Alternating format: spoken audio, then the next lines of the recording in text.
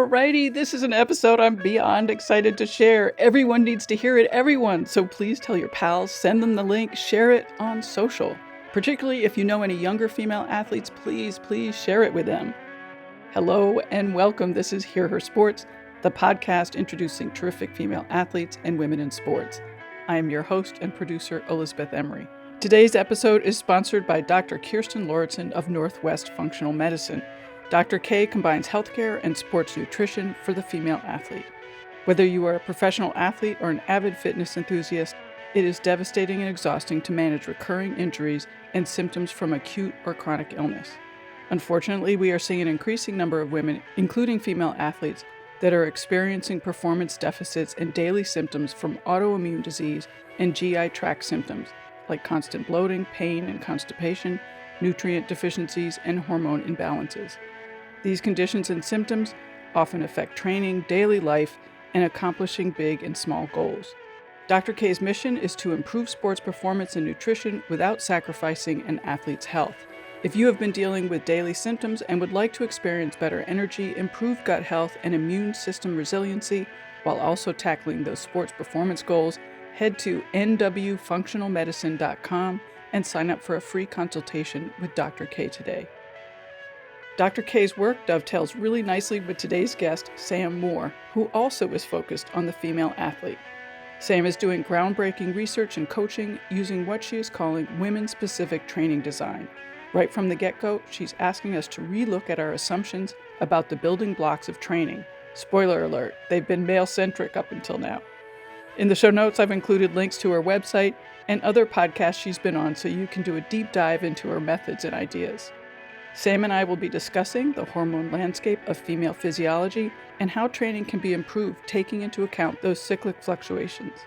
We also talk about tracking your cycle, birth control, menopause, the emotional impact of finding out that your training could have been a lot better designed, aggression and powerful competition, and strangely, Thanksgiving shows up several times. And now it's time to get to it and introduce Sam. Sam Moore recently joined University of North Carolina at Chapel Hill's Exercise and Sports Science Graduate School as a research fellow under Dr. Abby Smith-Ryan in the Applied Nutrition and Exercise Physiology Lab while she pursues her doctorate in the Human Movement Sciences curriculum. Prior to Carolina, Sam was with the NC State Wolfpack from 2019 to 2021 as the Director of Sports Science and Assistant Strength and Conditioning Coach. Her responsibilities included designing and implementing training programs for women's soccer and volleyball, along with the application of menstrual cycle-based periodization and female athlete performance strategies.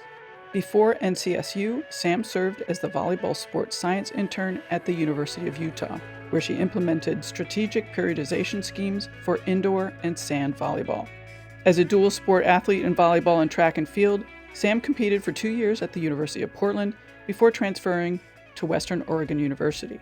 She collected all GNAC honors in the heptathlon, recorded a top 10 all-time finish in the pentathlon for WOU, and was named to the all-GNAC academic team.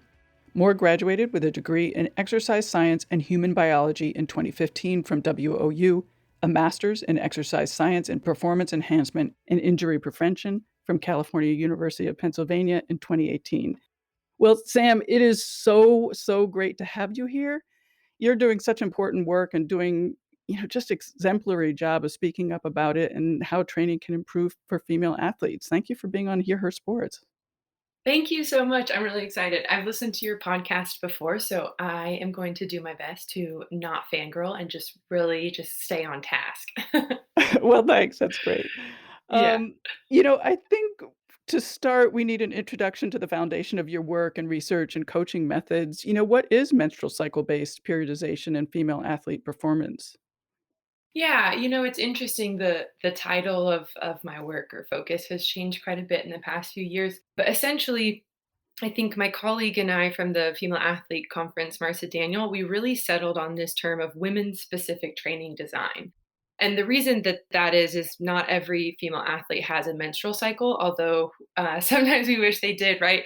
It can be a bit out of our control, but essentially, just at its core, when we really break it down, it's a training environment in all capacities that are aware and attuned to female physiology. Because, as I was going through the strength and conditioning curriculum of graduate school, we don't talk about the menstrual cycle in terms of its impact. And so, whenever you're looking at research, if you're lucky enough to find strength and conditioning research that has female participants, it just kind of accepts these lackluster results from women, and we just kind of chalk it up that, well, that's just what happens with women, right? They're not going to be as strong, and they're not going to gain as much muscle, or hit those high of intensities. And if the menstrual cycle is considered, then it's usually just this black box of mystery that we don't really talk about, or attempt to understand in terms of performance. And so when we look at women's specific training design and menstrual cycle based periodization, essentially it's just a training environment and plan and experience for the female athlete that is based on their physiology. I'm glad you mentioned sort of the lack of education about all of this because a couple things struck me as I was prepping to talk to you. One, I was just super surprised that there wasn't a ton of writing about what you're doing. I mean, to me, it seems so revolutionary and so, needed and needed 2 decades ago. And, what I was finding was mostly you talking to podcasts with women hosts. So I thought that was really Hmm. interesting. Mm, And it also struck me that, what you've been learning and how you've been coming up with your theories about training is pretty recent. I mean, you give an example that just happened right before the pandemic. So, within the last year or so, 2 years, whatever. So, because what you're doing is so long overdue, can you give us a timeline of how you got to where you are in your thinking, and were there sort of pivotal aha moments for you along the way? absolutely. Yeah. That's so interesting. I don't know why that's never really crossed my mind that the very large majority of the podcasts that I go on are women hosts. But I think it's really different, when you speak about it to a male coach and they're like, "Oh, wow, that's really fascinating." And then you speak about it to a woman coach, and 99% of the time, it's just extremely validating, right? So your experience as a female athlete, you aren't allowed to bring this to the table. Society doesn't let you. And so to be a former female athlete and to be looking into this, I just remember every day I had a light bulb moment of like, wow, that's so validating for this specific experience. And it can be kind of an emotional journey when you start to learn about the research and so many pieces become connected for you. But in terms of the timeline, when I decided to go back and get my master's, I was actually a barista at the time. I had worked at University of Portland right out of undergrad, and I was offered a paid full time position there. But I was also offered a raise or a promotion, I guess, to work at this coffee shop that I was working at. It's called Dutch Bros. It's a West Coast coffee shop. And they offered me a mobster position to work for headquarters and to fly around the West Coast and be a culture coach essentially. And so I actually didn't take the strength and conditioning full time position. And I chose to be this mobster position and work for Dutch Bros. So I did that for a couple years, and I absolutely loved it. And I grew a ton, but I decided that I really wanted to kind of stretch the scientific part of my brain again. And so to be able to afford to go back to school, even though I got loans for my master's degree, there was still a gap that I had to pay for. And it was about $700 a month. So I moved back in with my parents. I think I was maybe 24, 25 at the time. And I got my substitute teaching license. And it turns out that they had a health emergency and they hired me as a full time Spanish teacher, but I don't speak Spanish. So I was in this accelerated master's program. I was a foreign language department head at this high school in a language that I don't speak. I took sign language in college. And it was so difficult. It was super hard. But they also hired me to be the head track and field coach. So I've got all these things going on. And I remember I called Kat Wade, who was my mentor at University of Portland. And I said, Kat Wade, I think I'm pretty decent at teaching, which is crazy because I've never done it before, never learned about it. I don't even have a real teaching license, but I don't love it. I don't love it like you're supposed to love it to do this job, especially at this school. It was 50% homeless and 93% below the poverty line. And so I want to get back into college sports. I just don't know how or where or what it looks like. And sometimes strength and conditioning would just I would feel like I would get stuck on a hamster wheel, right? And I would always be solving the same problems. And, in the spirit of full transparency, I have quite an aggressive case of ADHD. So if I feel like I'm always doing the same thing, then I'm probably not going to do it, which isn't always a great trait. But I have to feel like I'm always kind of moving on and conquering the next big question.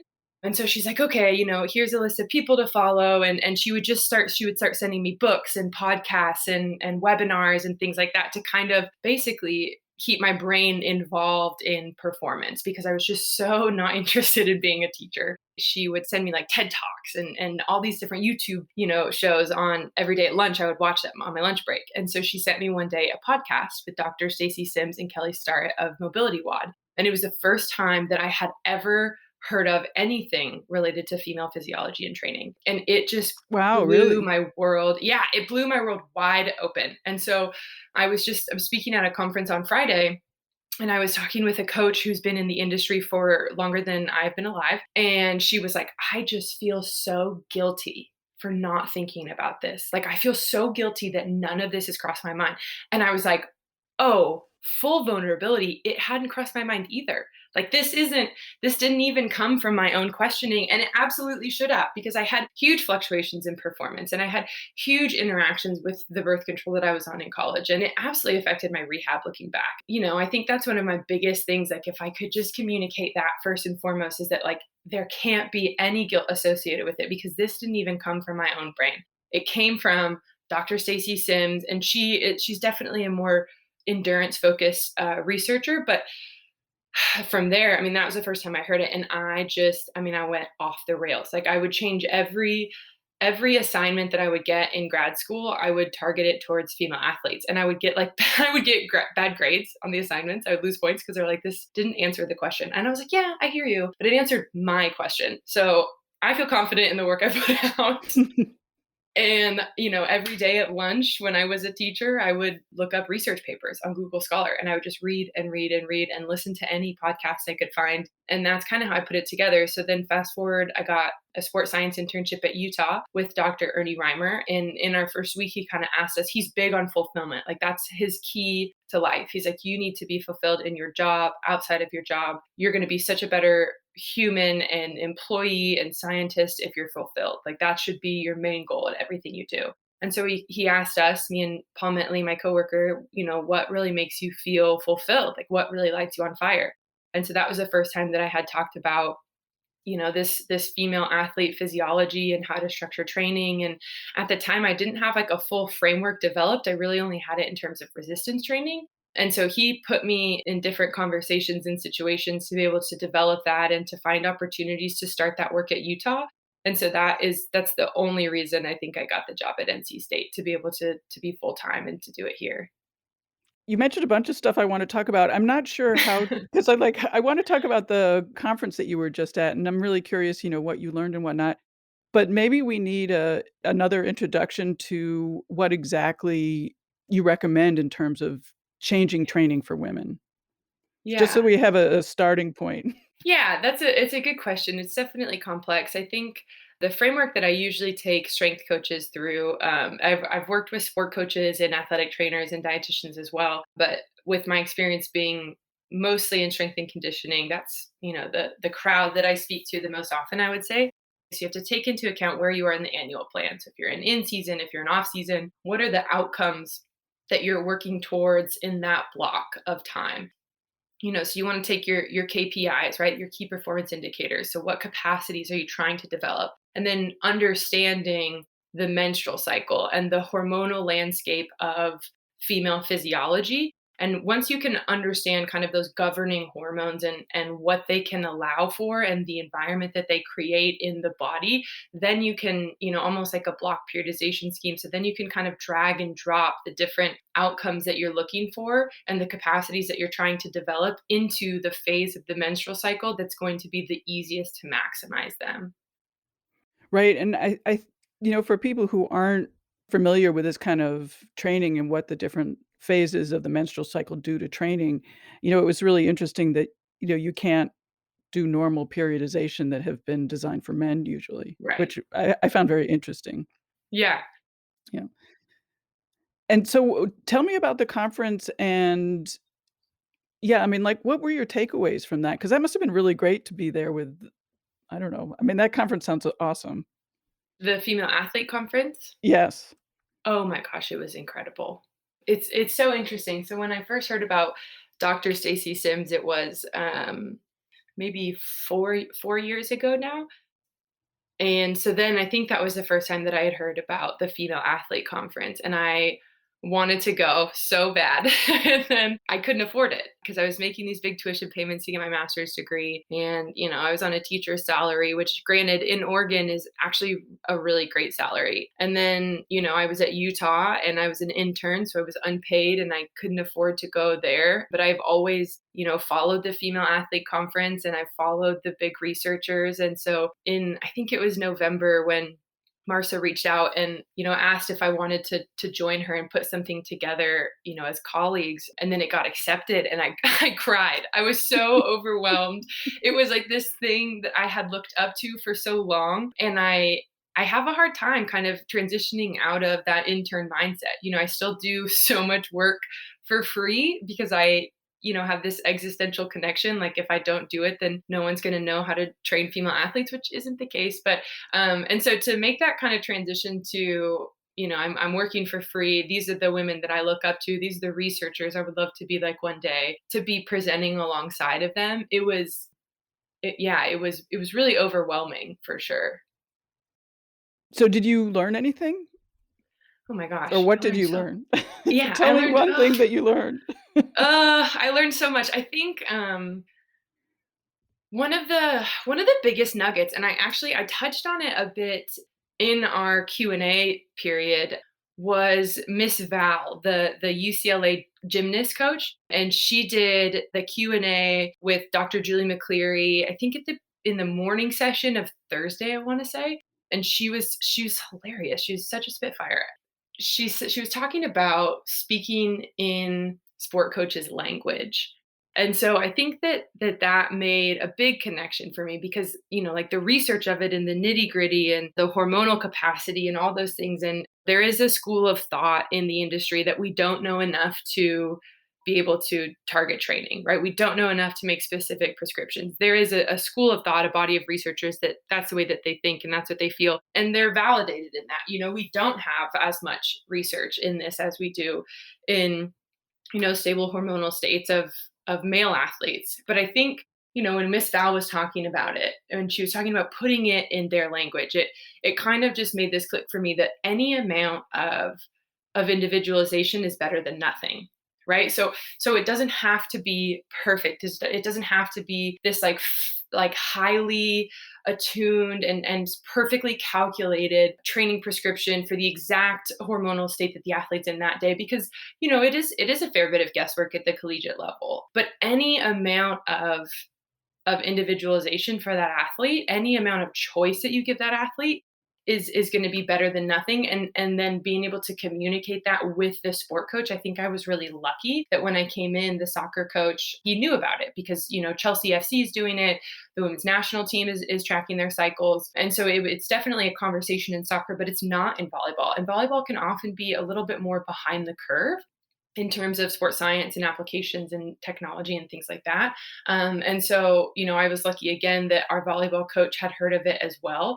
But I think that's a conversation that I don't always have a lot of advice for because I haven't had to navigate it very often. And then I also get, a question about like sports medicine and how to talk to athletic trainers about it, and how to get them on board because sports medicine and strength and conditioning can very often be at odds. And so that's also something that I don't have a lot of experience with because the two athletic trainers that I work with here are absolutely incredible. They're fully on board. They learned about it, they knew about it, there was no convincing. And so I think hearing it from a sport coach's perspective, especially such a successful one, just gave me a little bit more understanding from the other side because I don't often engage in conversations that much at the moment with people who aren't already invested in it. At the beginning, it felt like I was always having to validate this work and like, this is why it matters and this is why we need to do it from like a science perspective. But I think I'm lucky to be at the point where I have enough people approaching me about it that they already know. And so I don't necessarily have to convince anyone of the validity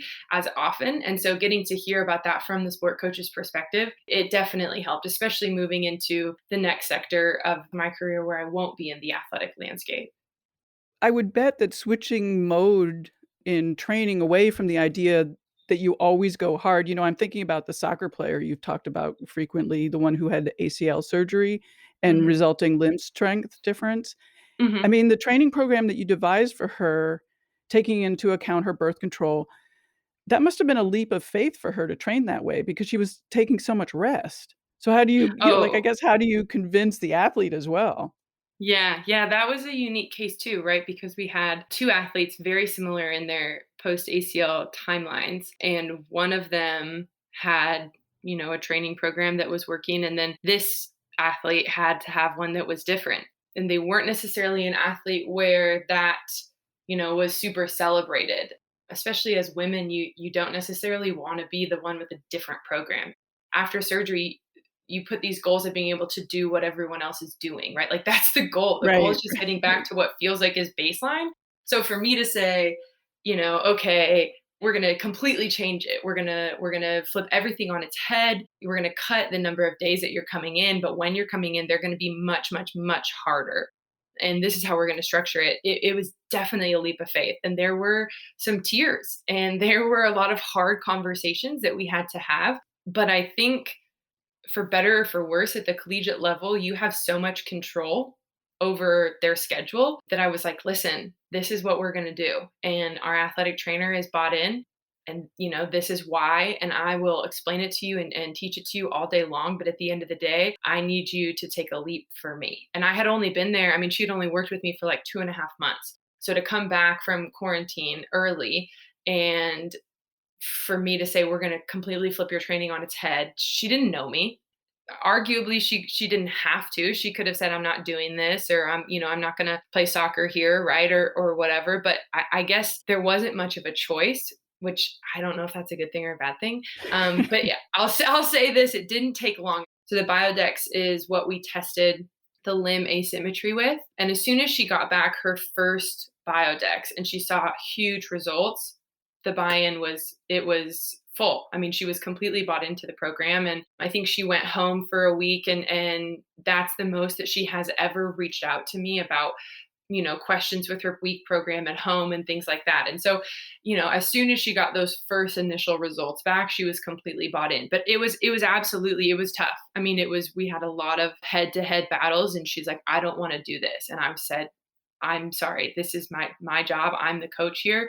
This is what I've got for you. It's going to pay off, but you this is your job as an athlete.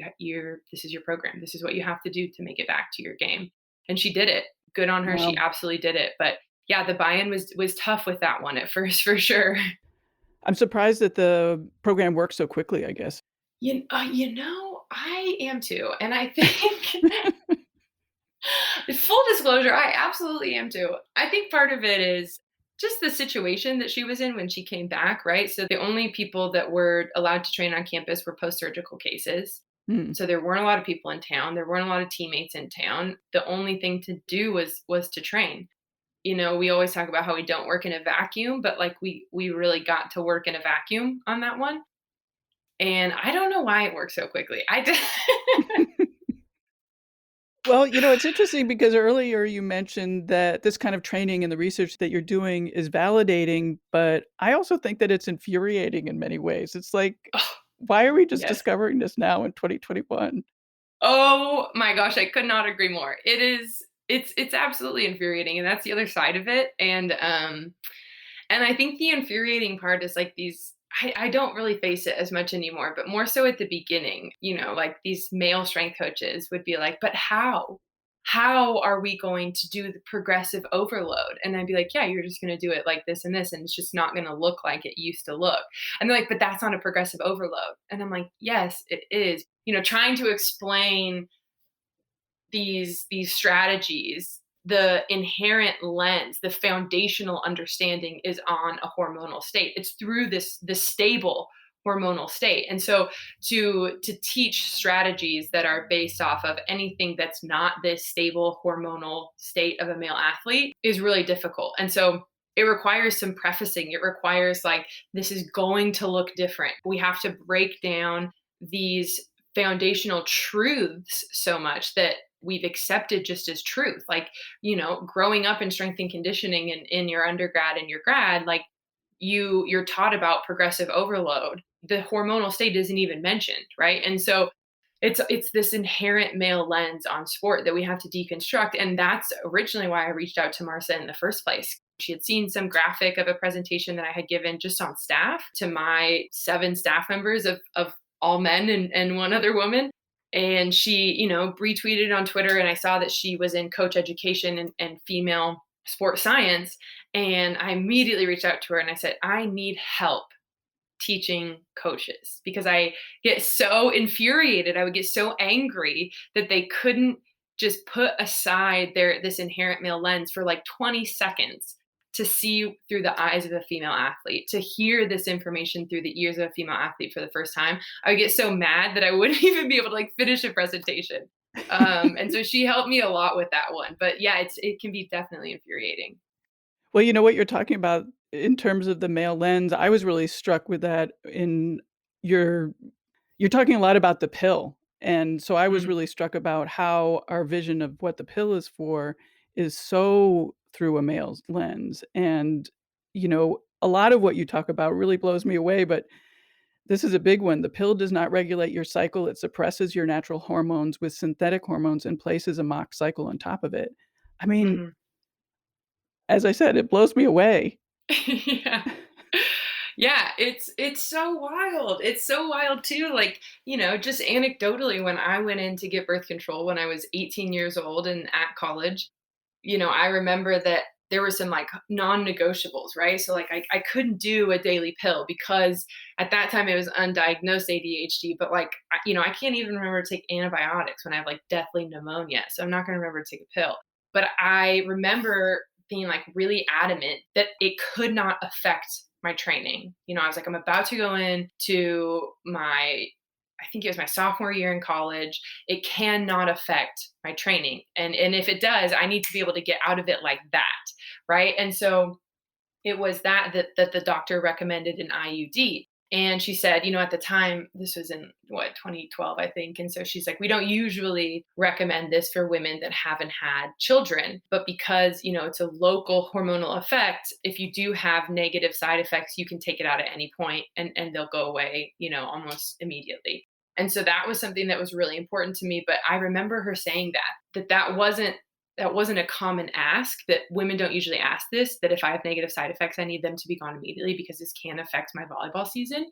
And so she prescribed to me a birth control that wasn't usually prescribed to women of my age that hadn't had children, because that was my big non negotiable. And so, like when we're talking about the pill, it's, I can't tell you after the initial presentations with my teams how many athletes have come up to me. They're like, Sam, I want to talk about my birth control. And I'm like, okay, let's do it. Let's break it down. Let's talk about, what you're feeling. What does the data say that your symptoms are, and what could be attributed to that, and how your doctors told you to take it, and can we take it at a different time? Because there's so much shame associated with birth control. There's so much shame associated with it that as women, we're just expected to take care of it, right? Don't talk about it, just take care of it. It's an issue if you don't, but we can't bring it to the table and say, this is how it's making me feel, right? Are there other options out there? Because then again, it would be broaching this conversation, this topic of birth control that is so shameful.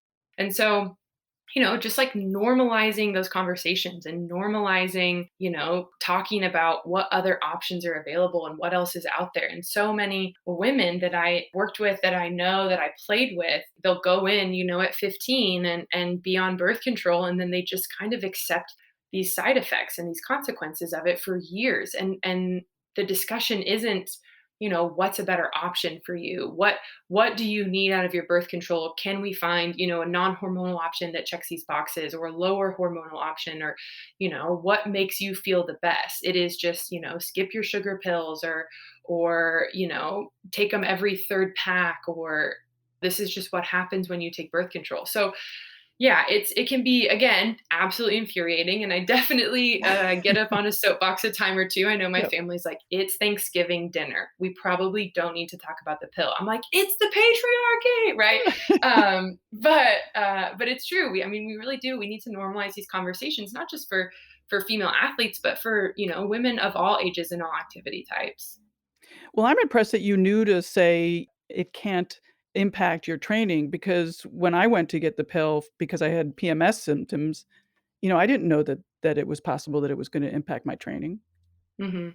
Yeah, I had asked, my teammates, and nobody was on an IUD. Everybody on my team that had birth control was on the pill, but it was also a Catholic university. University of Portland's Catholic, so you couldn't get the pill from the health center. You had to go to a Planned Parenthood in, like, in downtown Portland. And, shout out to Planned Parenthood doing the good work that our university wouldn't for us. But, there's so many reasons of why women are on the pill. And I think that's the other thing, is that there's so many reasons that it's super important that I make a point to never pointedly ask an athlete, why are you on the pill? Right? Or why are you on birth control? Because it could be for all, like, PMS symptoms. Those can be an absolute a roller coaster.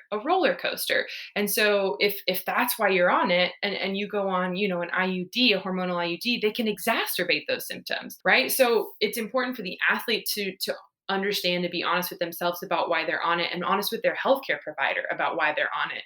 But it's important for the healthcare provider to understand, there are more implications for these women that are high level athletes.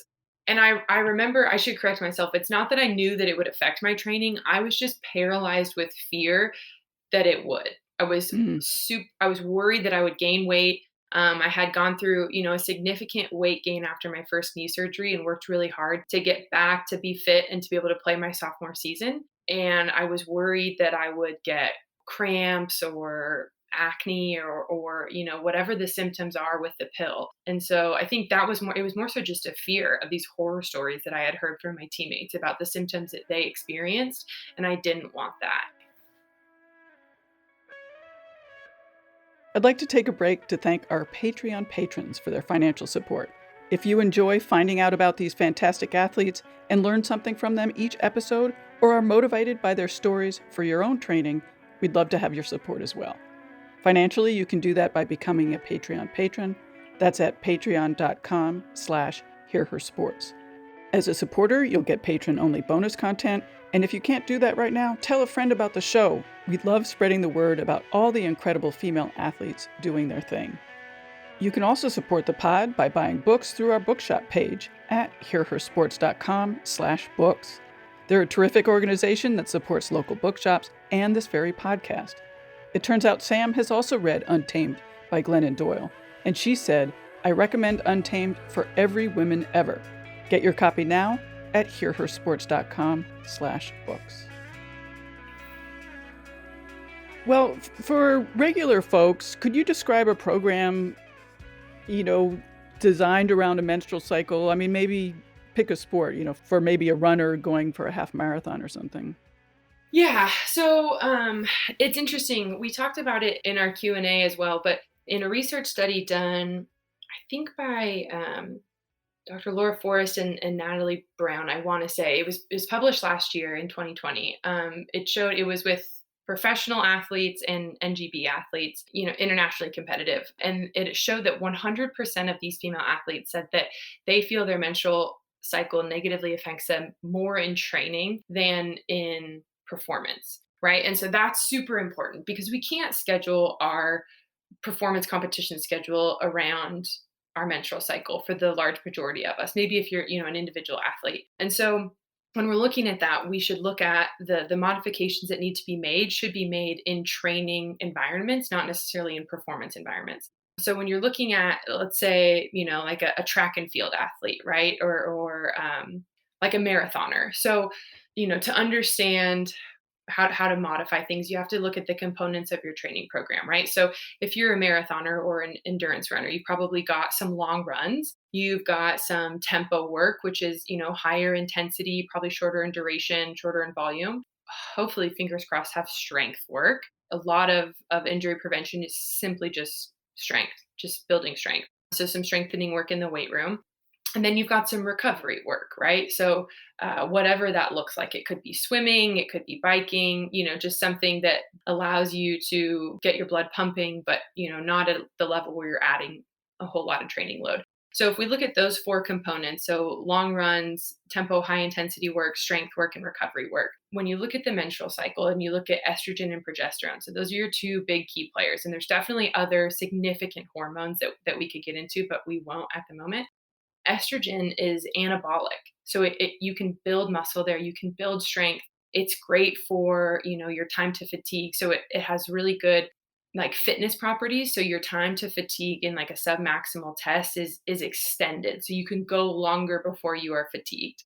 And then you look at progesterone, which gets a bad rep sometimes, but it's super important that we have progesterone, specifically for bone health. But a number of other things as well. It's catabolic. So that means it's breaking down muscle. So, you talked about earlier why it can be more damaging than good to follow a quote unquote traditional periodization scheme. And that's why, like, if you hit a really high volume and a high intensity training session and you're in your luteal phase, which is that second half, and progesterone's really high, you're going to be breaking down your muscles, right? So progesterone is catabolic. It breaks down our muscles at default. So, if we're looking at our four capacities of training for this athlete, we would probably want to hit our long runs, a lot of our tempo work, and most of our strength work in this early phase, this follicular phase, which is when estrogen and testosterone are rising. You might feel a little groggy the first 1 to 2 days of your period, but it's all right. And so this first half before ovulation is when estrogen is high and progesterone's on the ground. So you really want to take advantage of it. That's when you really want to get those long runs in, that very high volume stuff. You can recover better, your strength work, build it there. As you're moving past ovulation, you start to see estrogen fall down and progesterone start to pick up. You can hit some more of that tempo work there. And, based on how you feel, kind of understanding, a lot of my athletes really struggle with their sleep and fatigue in that phase. So long runs probably just don't feel as good. You don't feel as much as you want to do them. So again, it's hitting some tempo work, and you can still get some good strength work in. That's just, a little bit lower of a volume depending on that fatigue. And then the last part of the luteal phase is when progesterone's really high, estrogen hits a peak again, and then everything just goes through the floor, right? It all plummets to signal the shedding of the lining, which is your period. And that's really when you want to hit some recovery work. You can do some functional movement work. That's always when I would say for sport coaches to start teaching some new skills. You can break them down quite a bit into really, really small bite-sized chunks. But recovery in that phase is super important. So, you know, if you're like me and you're not in a competitive landscape, my biggest suggestion is to do what you feel, right? So when you wake up in that morning, how do you feel? Why do you feel that way? Where are you in your cycle? And then, what do you need to feel great? Because, training as a non-competitive athlete is difficult. And so it should enhance your life, not take away from it. And so being able to kind of assess, like Marcia and I talked about, how do I feel today? Why do I feel that way? And then what do I need to do physically to feel my best? For the regular athlete, it's probably wise to track your period and some other stuff, and I'll have to admit that tracking is personally where I break down. I found it difficult in the past because, there's so much involved. There's your period, but there's also all of the emotional factors and there's the physical factors. So, how do you suggest, I mean, for your athletes or maybe for regular athletes, how do you tackle that confusion and take control of it? And, what do you learn to track? And, how do you aggregate it and think about the results of what you found? Yeah, that's a good question. It's a good question because I think a lot of people are in your spot where the tracking is where it breaks down, right? It can feel monotonous.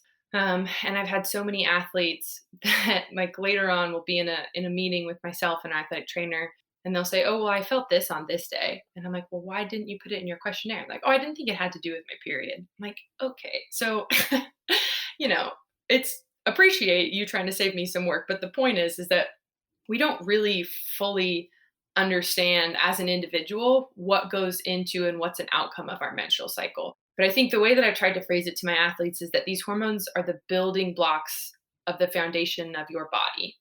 Hormones are the messengers. That's what you're talking. They're the chemical messengers. So if these are the primary and governing messengers of the messages that get sent to your body, then we need to track it all. Everything matters, right? And that is a difficult level of self-awareness because as athletes we're taught not only we need to like go hard every day, but you need to separate yourself from how you feel right now in this moment for long-term gain, right? So when you're in a really difficult lift or really difficult conditioning, you need to be able to take yourself out of your body and physically do what needs to be done because you know it's going to benefit you later on. And that's exactly the opposite of what I'm proposing. Stay in your body and remember how it feels and write it down, right? And so I think for my athletes, they have a questionnaire that I developed with different symptoms that I found in research, but it's essentially it's 4 quadrants, right? So you've got some typical performance measures that a lot of people look at. It's physical and psychological, positive and negative. So I think one of the common mistakes that happens is we only provide our athletes with negative symptoms, right? We want to know, when are you tired? When do your legs feel heavy? When do you have gastrointestinal distress? When do you have breast tenderness? And those things are important. We want to know those, but we also want to know when you feel really grateful and when you feel really joyful and excited, and when you feel like you're jumping out of the gym, and when you feel fast as heck. Like, we want to know the full gamut of it so that when I take it back to my athletes and I can show them this visualization of their most common symptoms in each phase of the cycle and then their performance metric averages for each of those in the cycle, then they can see, well, man, I feel really strong in this phase. Like a lot of people from society will think I'm just super weak because I'm on my period, right? Because that's what society tells us, that we're weak when we're on our period. And so, if I can show them that, the most common symptoms in that first half of the follicular phase is feeling really strong, then, it completely wipes out that societal myth that we're weak when we're on our period. So I would just say, the 4 quadrants, the physical and psychological and positive and negative, will really start to give you a full picture of the entirety of how you feel at different points in your cycle. And then I know for my athletes too, we do just typical performance stuff. So sleep quality, sleep quantity, and then motivation. So I track their motivation every day on a 1 to 10. And then I also allow like a text entry portion. And then I just, intermittently would get feedback from them about, are there any things that you feel that aren't on here? And so I would start to add more options of symptoms that are in their language, right? Like neutral. I had this one goalkeeper and she was like, it's not that I feel calm specifically or good or bad. I just feel very neutral. And I was like, okay, great, neutral. That's good. And so I, would add them. And that's something I learned from Kat. She did wellness questionnaires years and years ago, is to put it in their language, right? So when you're describing the motivation, the 0 to 10, put it in their language of, what did they say when they come into the weight room super hyped up, right? We've got one outside hitter for volleyball that always, when she's excited, she's like, turn me up, Sam. That's what she always yells at me. And so, when you're designing these questionnaires, it's really important to put it in their language so that they can identify with it. And how do you take information that you've been gathering from the past months and translate it into what you need to do in future months? And I ask that because, periods aren't really regular. Mhm. So what happens last month could be very different from what's going to happen next month. Yeah, I take the last 3 cycles and I average them together for an average cycle length. And then I make training decisions like putting them in buckets, also based on symptoms. So, you've got athletes due to their birth control or one reason or another that don't have a period. So, understanding what's happening there, if you can understand it. And then if it's a secondary amenorrhea situation, referring that athlete to the necessary professionals to get some help with that.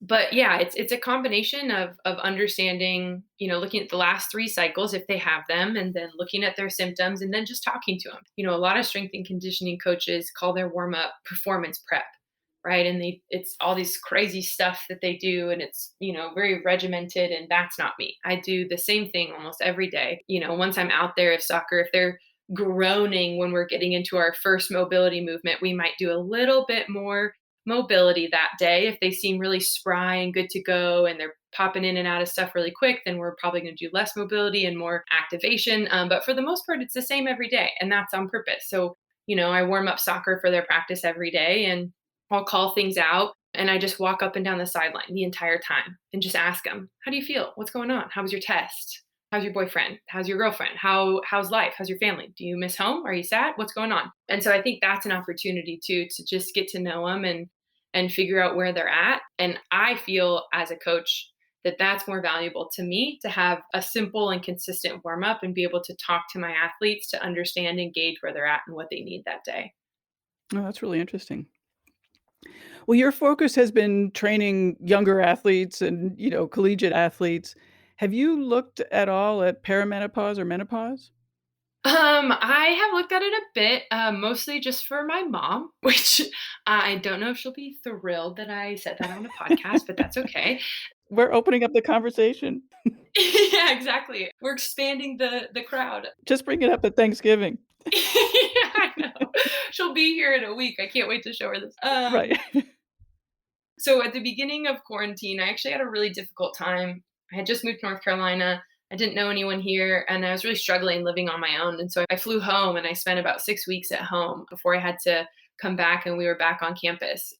During that time, my mom, she had been struggling with perimenopause for a couple years at that point. And so we had talked about I would look up research on she was on the pill when she was younger, and so some of the perimenopause and menopause outcomes for women that were on the pill when they were younger are pretty significant. Some of the symptoms and the experiences can be much heightened in intensity for those that were on the pill for a long time.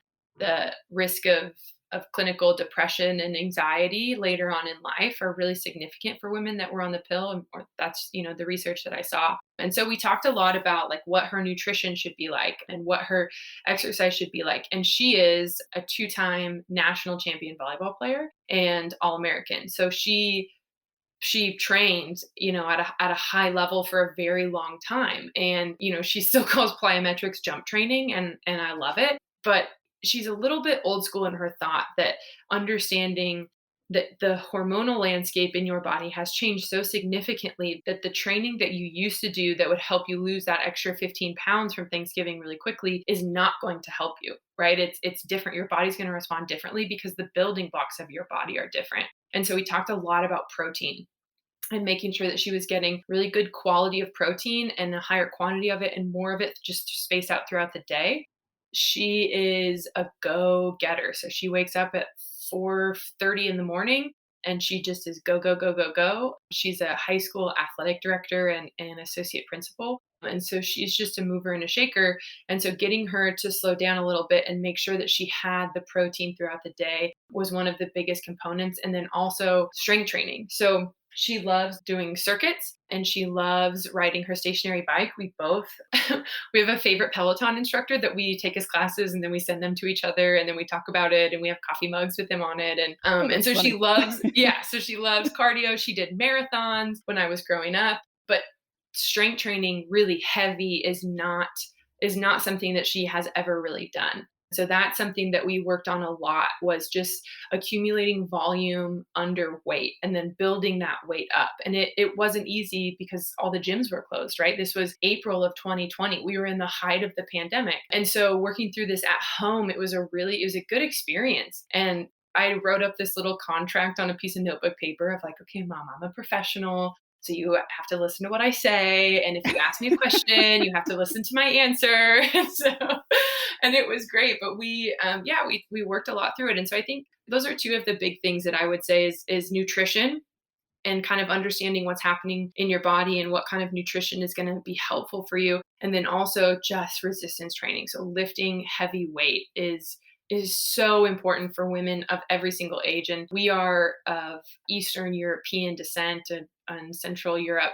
And so, European white women have the highest risk of osteoporosis. And so she was lucky enough to get through her college experience with just one rolled ankle. But still, the bone health part of that and making sure that you are lifting heavy weight and you're doing, high intensity interval training for women in perimenopause and menopause is huge. It's super, super important. Those things were definitely some big shifts in her training, but she's been really, really good. And she's so funny. She'll FaceTime me sometimes throughout the week. She'll be like, oh, you're going to be so proud of me. I just bought a new kettlebell. It's the heaviest one yet. And so it was a really good experience, a hands-on experience of what perimenopause is really like. Do you have a sense of, how long cycling of the hormones actually happens? And I ask that in part because I'm convinced I'm still cycling in some way, and I'm Yeah. curious if you found anything out about that. That's a good question. I don't know. I think a lot of it is related to menstrual health when you're younger. So I think part of it depends on if you were on a birth control, maybe, or how healthy your menstrual cycle was. But to be quite honest, I have no idea. I'm sorry, I can't answer that. I can't answer that for you.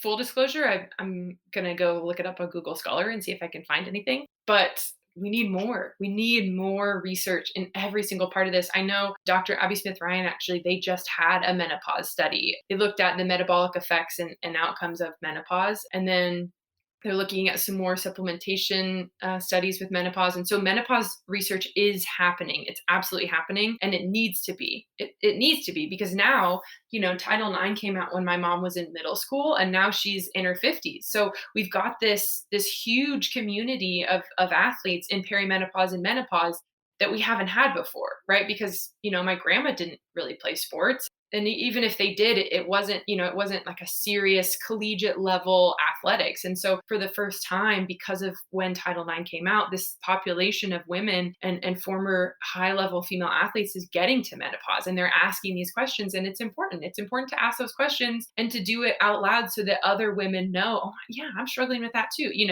And so I think this is the onset of these really high level female athletes that are experiencing menopause and perimenopause for the first time out loud and together. And I think also, and I'm gonna be quoting you in a way, we're getting women in positions where they can ask the questions. Mhm. Yeah, I think that was something that we talked about too, and it's really impactful, women asking the questions, but then also women in spaces to be able to fund the projects to answer those questions. Right, right, We need more women in every single side of it. right. Mhm. Well, this is a question that I've been asking a lot of guests lately, and that's about aggression in women and what it looks like, and also sort of what the perception of what it looks like and how those differ. And I'm asking you because in one of the podcasts I listened, you talked about that women are supposed to be sweet and kind and small, and yet their sport asks them to be totally different. So there's this, mental difficulty that happens. Yeah. Yeah, what's really fascinating is I just interviewed my dad last week, maybe the week before, on. So I was in a different conference this last Friday, and I was having a really hard time. It was my first presentation by myself that was going to be an hour long, and so I was like, man, I really want to develop this part of why it matters, right? And so I interviewed my dad, and I was asking him because I grew up in a small town, and it's a pretty conservative small town, and my family was, outside of my mom and dad, we're also pretty conservative, and I think I'm the first person to graduate from college on my dad's side, and so it's kind of a different experience going home than it is in my life at work every day. And so I was asking him about when I was growing up and what that was like for him to have a daughter that, was admittedly in the quote of others a lot. There was one experience where my principal pulled in my mom because she was my volleyball coach and asked her if she could just have me tone it down a bit on the court. He Wow. said she's so much, and just the celebrations, maybe just tone it down a little bit, or just the volume, she's just a little bit, just soften the corners. And my mom, right, who has also endured some experiences as a head coach that men would never, she said, no, I refuse to ask my daughter to be smaller because she makes you, a grown man in this small town, uncomfortable. We're not raising her to be Newport, Oregon good. We're not raising her just to be good for here in this small community. And so, I won't do that. But, my older brother was best quarterback that our high school's ever seen, but his personality was much different. I mean, he was very even keel. He was very calm on the field. He was just always the same. He was a real thermostat leader. And that wasn't me. I had far more masculine traits when I competed than he did. And in life, I had far more masculine traits. I was very outgoing, very gregarious, very loud and big personality. And my town didn't receive that well, to be quite honest. I mean, I know that my town loves me and they support me, but I mean, it's definitely better from a little bit of distance. We had this male athlete that was a year behind me, and he got Division 1 offers and I got Division 1 offers. And when people spoke about him, it was he's putting our town on the map. He's putting Newport, Oregon on the map. And he moved there in middle school. And that's fine. That's okay. But when I played, people said, she's cocky, she's arrogant, she's too much, she stands out too much, she wants the attention, and so the way that people spoke about my personality on the court was much different. And I definitely felt the effects of that. I was, like cyber bullied online. And when we would go to play other schools, they would, make chants about me and question my gender and question my biological sex and things like that because, they hadn't seen a volleyball player that was 6 feet tall that could jump like I could and play like I could. But I had been playing club with these, 6A girls my whole career. I remember one time we were going to get on the bus, and a principal and the athletic director from the high school came out and they said, "Sam, we're so sorry. We're so sorry about what our students said about you tonight. And, we'd like to give you a formal apology. And we've asked, a specific student to, write a letter of apology." And I think it was my senior year. And I said, "It's okay. I'm not worried about it." And they were a little taken aback. And I said, "What's a 17-year-old high school boy going to do when he sees the best volleyball player that he'll ever see? I'm the best player that he'll ever see play the game. And how does that feel for him, for me to be so much more athletic than him?" And they were like, okay." And I just got on the bus, and my mom was like, "Well, that's it. We raised her to be confident." And so, yeah, like it definitely wasn't always well received, but I didn't know how to play my game any way else. That's how I played. And I loved it. And I felt at the time like every part of me was made and put on earth to play volleyball. And so I wasn't going to water it down. But I received quite a bit of negative attention for it. But, my parents always said that if you're good enough, then you're good enough and your stats will speak for themselves. And if you're gracious and kind and you treat people well, then like people are going to say whatever they want about you. But you've done your job as a human and as an athlete. And so you kind of just have to let people talk. But how did you realize that the world was made wrong versus, something was wrong with you? I mean, and I asked that question in part because you've talked about how women and girls play sports in sort of a man's and boys environment. Yeah. It's a good question. I asked my dad that as well. My dad was really intentional to not raise us in like traditional gender roles and in a gendered household. So, like everybody did the dishes and everybody did the yard work and everybody changed their oil and changed the tires. And so I grew up with a lot of masculine interests, and my parents never metered that. They never had made me water it down or try other things. And so, when I was in 4th grade and I wanted to play tackle football, I did. And I, went to tryouts and I made the top team and I got to play with my brother. And so then, after football every day, we would come home and we would watch film, and I had to watch just as much film as he did. And so I think part of it is that the standards and the expectations in my household as being a member of my family with my mom and dad were so high that I didn't really have time to think about how does this affect the people around me? How does this affect the boys around me? The expectations for my teams that I played on were significantly lower than what my family and what my parents expected of me. And so I just didn't really have time to realize that it was an issue until way later on. And I've always had a little bit of a chip on my shoulder. I was in a speech competition in 4th grade, and I spoke about girls in sports and why it's so cool that girls play sports and why having a mom that was this national champion was so important to me. And my dad was like always very clear. Like my dad was also an All-American, but he will tell you that, Shelly was a better athlete and Shelly was more successful and she worked harder and she earned everything that she got. And so I think my dad was so afraid that we were going to be lazy and not work hard that he like went kind of over the top with the expectations of our household. But yeah, it was just that the expectations of my parents, of my mom and dad, were so high for us that what other people thought, I guess, never really made a difference because, if people said things like, "Oh, your parents shouldn't expect that of you. You're only 12," or something like that. It was like, okay, well, the reality is that my parents do expect this out of me and they do expect me to be the hardest worker. And so when that's your mentality of you're just trying to satisfy the expectations within your own nuclear household, the thoughts and opinions from the outside don't really have any bearing or consequence there. So what's next for you? What are your long-term aims? Yeah, that's a good question. Yeah, so I'm starting at UNC Chapel Hill this summer, which will be, I mean, an incredible experience, and I didn't plan for it whatsoever. Dr. Smith Ryan had reached out to me to kind of work together on a research project, and we ended up getting to the point where I told her I had withdrawn from my previous PhD program. And so it was quite a long process, but I'm so excited to get into that environment and be able to publish some just high level research that's, or just be a part of it that's happening in that lab.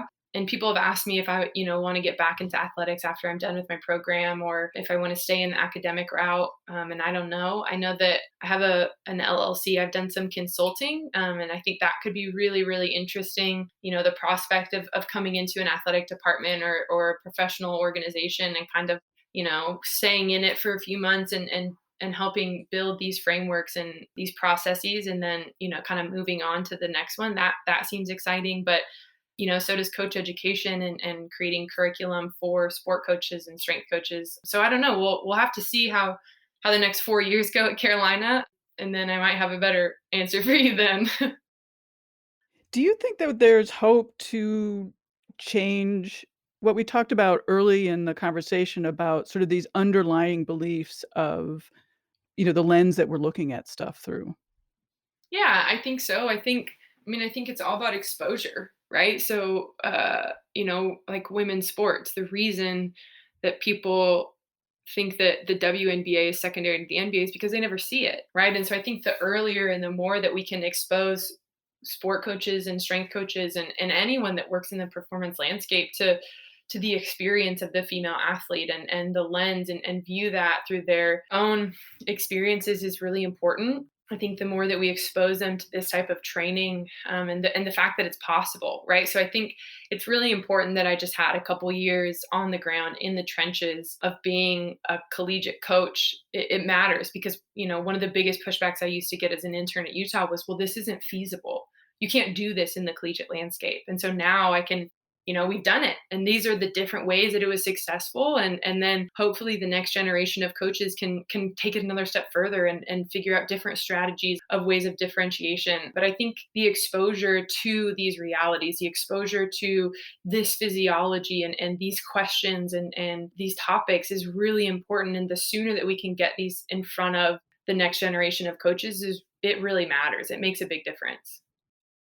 You mentioned in another podcast about letters that you get from females who, you know, reflect what I said about being infuriated and, I just wanted to hear what kind of feedback you're getting from people and also this sense of what I thought of was regret from a lot of female athletes who are hearing about this new kind of training and the new research, and I don't know, I'd love to hear what you have to say about that. Yeah, I think it's really interesting.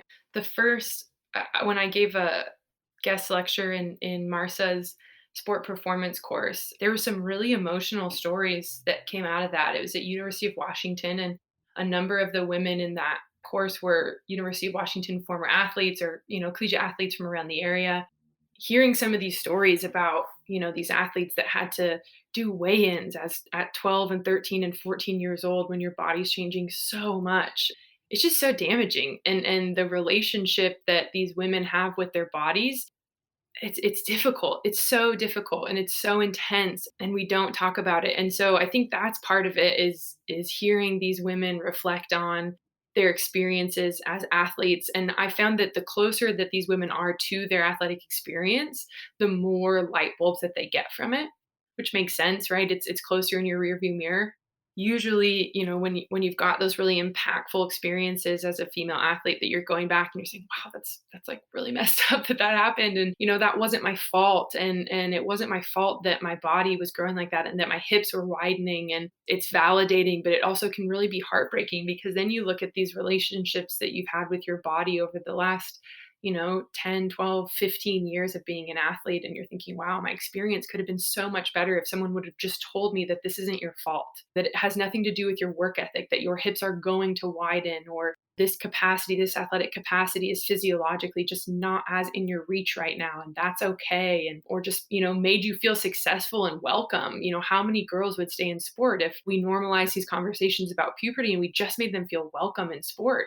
that can be really heartbreaking, but those coaches are often the ones that take it forward the most and really promote so much activism within the sport, even though it is heartbreaking that that was their experience, taking it forward and making sure that you don't put that on the next generation of female athletes is really important. With older women, it's interesting. I've gotten, feedback of all kinds. I've gotten how we spoke earlier about that one strength coach that just felt so guilty for not thinking of it herself, and that's so far from what I think should be the experience or what I would want for people. I hope that she can get to the point where it's not her fault for not thinking of these things, right? And then from there, just continuing to push the exposure and the conversations about it. But I do get a handful of women that are still of the thought of, well, I did it and I made it through and I was tough and I trained when I was on my period and I was fine and I got through it, so like they need to as well, when in reality, I read this quote by Glennon Doyle. It's from her latest book Untamed that came out last year, and it talks about how when the creators of society build this thing to leave you out, right, whatever it is, if you're not one of the people that was consulted to build reality, if you only consult reality for the possibilities, then we're never going to grow, right? We're going to be stagnant. We're never going to have innovation. And so you have to go to these places that no one has been before. And that's the only way that we're going to grow, and we're going to expand the reality of society to include everyone.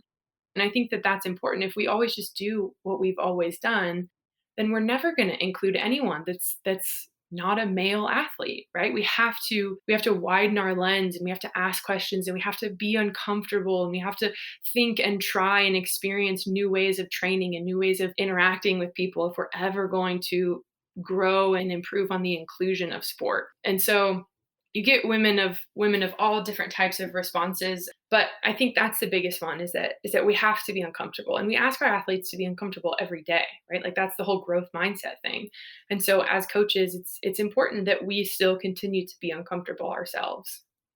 I love that, and, the uncomfortableness is sort of a different kind of uncomfortableness. I mean, going back to that soccer player we talked about early on, taking that leap of faith that this is gonna work and that this Mhm. new way of looking at the world is gonna work. Mhm.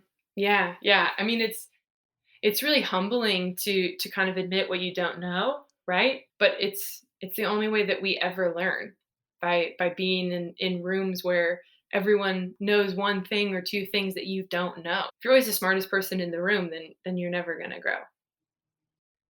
Well, thank you so much. I held you for a long time, but thank you so much. It's been really great to have you here. I could talk to you for all day or, again next month.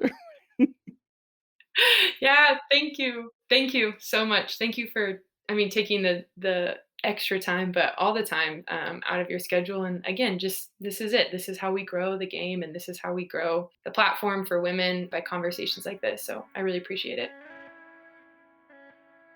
Thank you, everyone, for taking the time to listen. Each episode is so meaningful to me. I love having these conversations with incredible female athletes like Sam Moore, but you are the most important part of this, hearing, enjoying, and gaining something from these stories, and then spreading the word about women in sports. Thank you to Dr. Kirsten Lauritsen of Northwest Functional Medicine for sponsoring today's episode. I recommend her mini course, which you can find at drkirsten.com/free. That's drkirsten.com/free. And yes, it is free. That's linked in the show notes along with links for Sam's work. Of course, you don't want to miss any of these episodes with such terrific women, so subscribe for free to Hear Her Sports on Apple Podcasts, Overcast, Spotify, iHeartRadio, Stitcher, or wherever you listen to your podcasts. While 44% of athletes are women, only 4% of the media coverage is about women. Hear Her Sports aims to shift the scale while inspiring women to be their best. This is Elizabeth Emery for Hear Her Sports. Until next time, bye-bye.